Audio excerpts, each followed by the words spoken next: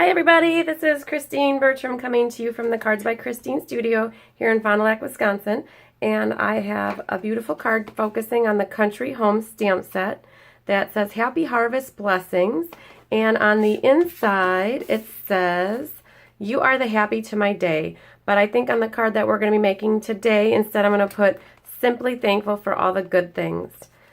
So let's go ahead and get started. The colors that we're using today are Mint Macaron, Blackberry Bliss, coloring in with some Smoky Slate, Old Olive, and Bronze, and then also bringing in some of the galvanized paper, and we're going to be using the tin tile embossing folder. Okay, so that's what we're going to be working on. So our card base is a traditional 8.5 by 5.5, and I already have it folded, but you have 8.5 by 5.5, and it's scored in the middle at 4 1/4. So it's simply a half a sheet of paper. So that's what we have for our card base. The galvanized paper is so super pretty, and when you use this tin tile embossing folder on there, it looks exquisite. So I'm going to pull in my Big Shot, but the piece of galvanized paper is 5.5 inches long, so it's basically the length of the card, by 1.5 inches wide. So let me go ahead and make a little room for the Big Shot. I'm bringing that in. Okay, so when you use this tin tile embossing folder, it basically has squares all over it. There's 4 times 4, so there's 16 of them. And when you line this up, this 1.5 inches fits in here right between the panel of squares. And I'm going to center it top to bottom and in between one of these columns. Now you want to be careful when you shut this that it doesn't move around on you, because if it does, it might not emboss exactly where you want it to. Because it's one of the textured embossing folders, the folder's a little bit thicker, so you only need to use one of the clear plates when embossing with this folder. So let's move this out of the way. All right, when you open that up, isn't that awesome? I can see that I was off kilter just a hair here, but what I'm going to do is just put that on the bottom, and maybe it's less distracting down there, but most people won't even catch that. So, all right, so that's set to go. This piece of Blackberry Bliss is a 3 by 4, and then there is another piece of Whisper White at the same size that's basically 3 by 4. Instead of making a mat all the way around, I made the card the exact same size, and we're just going to off-center it. So it's going to be off to the right and up. So, okay, so those pieces are ready for us. Our inside mat is 5 1/4 by 4. So we can set that off to the side for now until we do that stamping. There's an envelope, and then we have a little strip here for our banner. The strip is 5/8 inch by 4 inches. Okay, so for stamping our watering can and our foliage, I set this up on the stamp apparatus so that it's easy to use and it's aligned for ease. So what we're going to do is open this up, and I've got some markers here. I've got a grid line, these little red corners. What we do is line up the top corner and this bottom corner. So this is a class card, and people can watch this video in case they didn't make it to class to put your card together. So this is a great time to practice using the stamp apparatus as well. So these pieces of red washi tape are just old washi tapes that are from some other company that I just love to use for non-useful purpose, a useful purpose, but not on a card. So that's set for us. And the ink that we're going to use is Memento. Memento is a water-based ink. This is in Tuxedo Black, and that works really good for when we color with alcohol-based markers. So our watering can is what I'm going to do first. It doesn't matter if we would have done the flowers or the watering can first. But once you've got that inked up, you can see there's about a 1/2 inch margin there, so that's good. So you just want to put good, even pressure when you're stamping this. All right, perfect. So our magnet held that paper down, and the red tape was holding it down. So then what we're going to do is flip that over, and we'll ink up our foliage. Just like so. And that should line up exactly on top of our watering can. And you want to press on this pretty good so it hits the the paper nice and even. Yay, awesome. What's awesome about the Stamparatus is if you wouldn't have gotten a part stamped precisely, you could have inked it back up and then put it right back over the top. But that is exactly what we needed. So we're going to pull out our piece here, set this off to the side. Okay, then we'll put our cover back on our ink, and I'm going to grab a piece of paper to put underneath. So when you use these alcohol markers for coloring, you always want to have a piece of paper underneath. Oh my goodness, I just smeared this. So what we're going to do is restamp it. This is very likely to happen to you if you're at home. No problem. Not sure how I did it, but I probably got some ink on my fingers.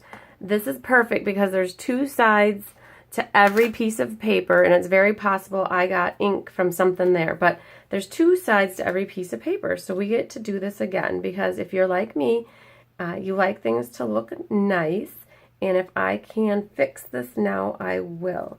Just goes to show you that it happens to everybody. So let's ink this back up.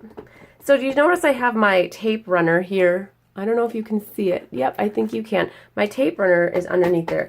That is acting as a little bit of cushion underneath the plate.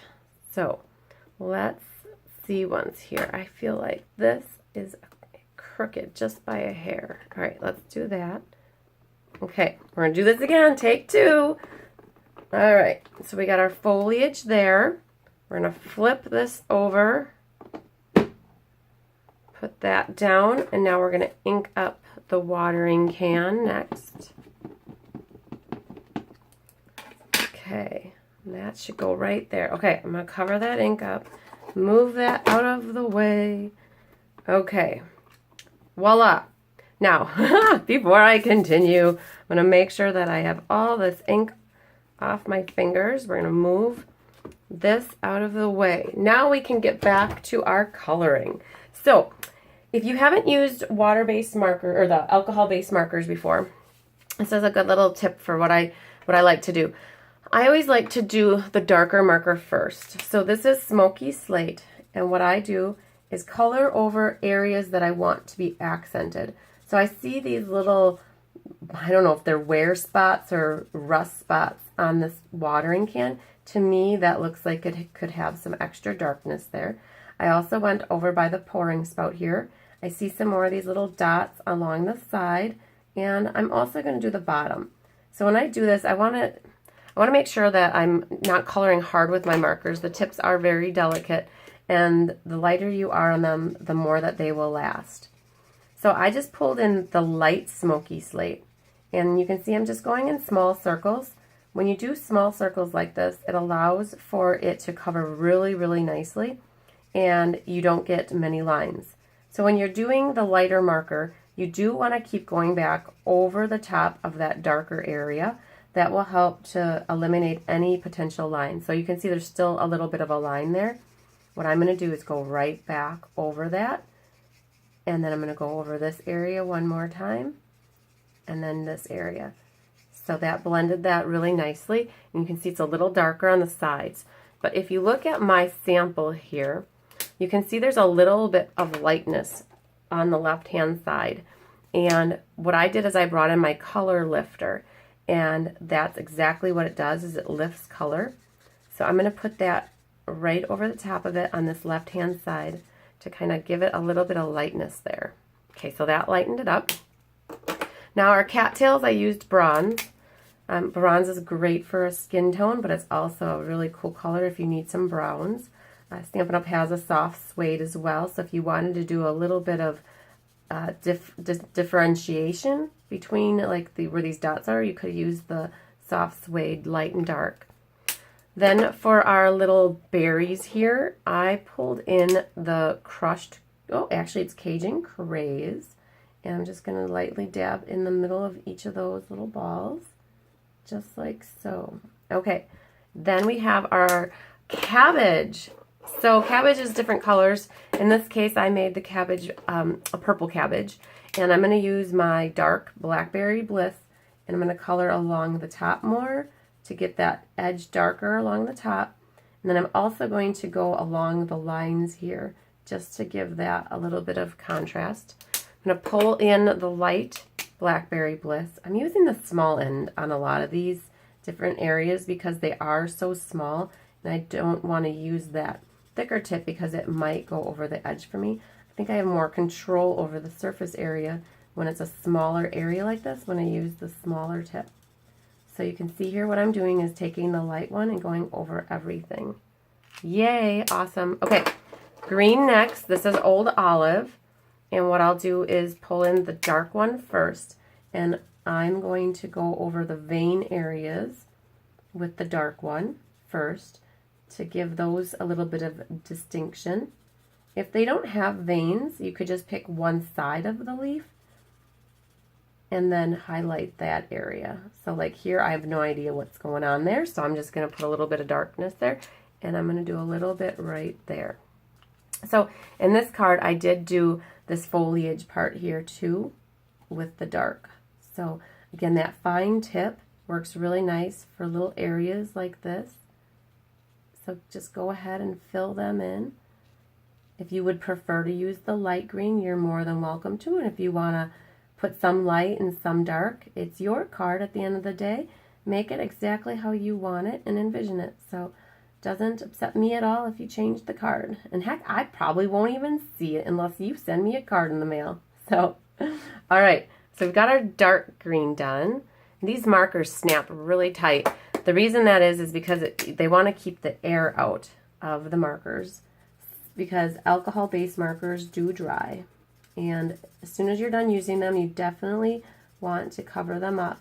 Okay, so you can see what I'm doing is pulling in the light, and I'm definitely going right back over the top of the dark with this. Get a little leaf up here. Look at that. Look at that one colored. So as you use these markers more and more, they are a consumable item.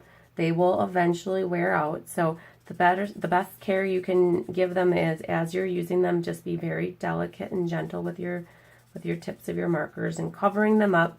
Also, when you store markers, it's best to store them flat, just like how I have them sitting here. When you store markers up and down, then the what's inside has a tendency to all shift to one end. And so when you store them flat, the inside doesn't shift all to one side. Okay, so coloring this, we're going to have one little section of leaf left here. So I've used this Old Olive marker since it first came out, and I've had many, many classes with this marker, and I can tell that my tip is just starting to get to that point where I think I might replace it soon because it's just not coloring the best that it always had been. So I have a new one lined up, which is not near me right now, so I'm actually going to go ahead and just go with what I have here, and I can always go back and add to it later. So, all right, we got one little spot there. All right, so we have our coloring all done. So then this piece is ready to mount onto our piece of Blackberry Bliss. So what I'm going to use is a little liquid glue, and I'm not going to put glue along that edge so close. And actually what I might do is put the glue on the Blackberry Bliss just like that, so that I don't risk getting glue all over the back of my white piece of paper here. All right, so I've got about 1/4 of an inch around the left and the right, or the left and the bottom side. And then I have this popped up with dimensionals. So I like to use the mini dimensionals. I'll probably pull in 6 of them here, maybe more. Let's see. Yeah, I'll probably pull in 8, just like that. And I'm going to go ahead and pick all the backs off. If you don't have nails, a pokey tool works good for this. The more you stick them down onto the paper, the easier it is to pull them off. So, all right, so I'm going to set that off to the side for now because that's ready to go. Then I have my galvanized piece of paper here where I'm going to just glue that down right onto the piece of mint macaron. Now, when you look at this, there's 2 sides. This side has the more ridge here outline, and then this one has these like corner sections in the center kind of popped up, and that's the side that I like to focus, have on the top. So I'm going to put liquid glue over that whole piece like that. All right, and I'm actually going to put it down just like this. So I have that 1/4 of an inch here, I'm going to make sure I'm flush on the top. So when I cut my paper for classes, I like to make sure that it's longer versus shorter if it's not exact, because it's easier to cut off from the bottom than it is to like stretch your paper out. So that's my ribbon scissors, so I don't want to use that. And when it's like this, then all you have to do is take a scissors and you can just trim that over excess paper off really simply, and then that'll make it flush like that. All right, then we've got this piece that's ready to go on here, and I've got that just about like so. Okay, push that down. Now we have a little bit more stamping to do. We are going to stamp Happy Harvest Blessings on this piece of white. And I'm going to pull in my piercing mat. This is a photopolymer set, so it's good to have that little extra bit of cushion underneath. The ink that we're using is called Blackberry Bliss. And you know what, before I do this, I'm going to go ahead and triple banner punch my end here, because then I'll know exactly where to stamp it. Triple banner punch is a punch that puts banners on the end. If it's 1 inch, 1.5, and 2, and any size in the middle, as long as you hold it correctly yourself. So we are going to stamp on here the Happy Harvest Blessings. These are the new ink pads. They open up more like a compact. Okay, so they're foamy, juicy. You don't need to tap very hard or put much pressure. Just tap lightly. And we want to leave a little room for our galvanized button here. So when we stamp this, we're going to stamp the Happy Harvest Blessings closer to the bannered end, just like that. So that's good. Okay, I'm going to stamp off there. And then as long as we've got the Blackberry Bliss ink open, I'm going to go ahead and stamp my inside. So the inside, look at that. I got ink on that too. I don't know where that came from, but we are going to stamp Simply Thankful for All the Good Things, and I'm going to put it towards the top here. Now, if you like to write, you want to stamp closer to the top. If you don't like to write a lot, then stamp more towards the middle. That's my trick for you today. Okay, so we've got Simply Thankful for All the Good Things. So then we're done with this ink. What we're going to do is pull in the mint macaron. There's a stamp in that stamp set that looks just like the embossed part here, and I'm going to stamp that in mint macaron, put that at the bottom just like that, and then we're going to stamp our envelope. If you like to decorate your envelope to match your card, find something that you used on the outside of your card and stamp it on the inside and the outside, and I'll tie it all together so that when it comes in the mail, somebody will feel really special because they got something that like looks awesome on the envelope. Okay, so that's done. This is done. Our inside's done. We have to adhere our banner onto our card. So I actually, because this piece is popped up, what I did is I put dimensional right behind this side here to pop that up. And I actually did pop up the banner end as well. So we're just going to do 2 dimensionals.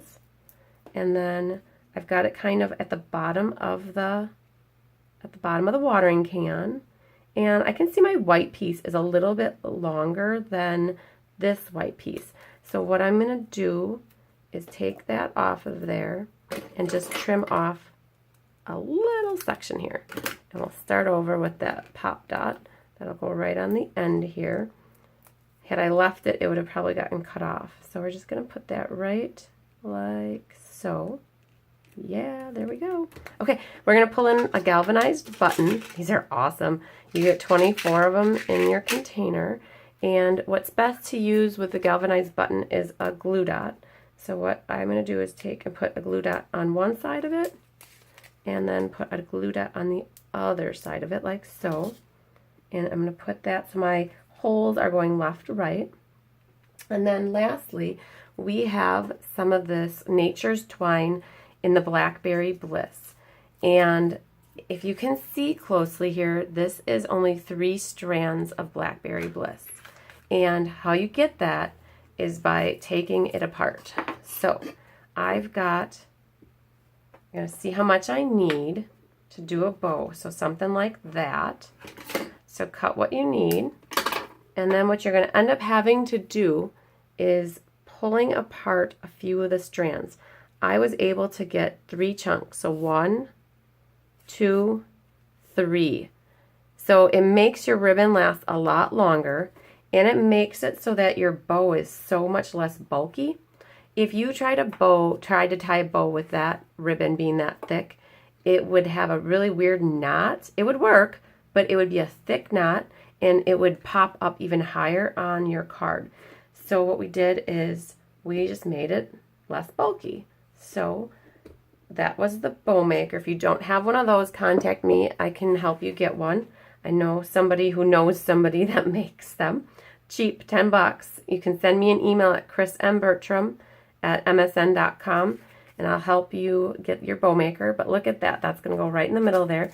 You're going to want to use a glue dot again. I never use liquid glue with ribbon. It just does not work well to have liquid with ribbon. So glue dots work perfect.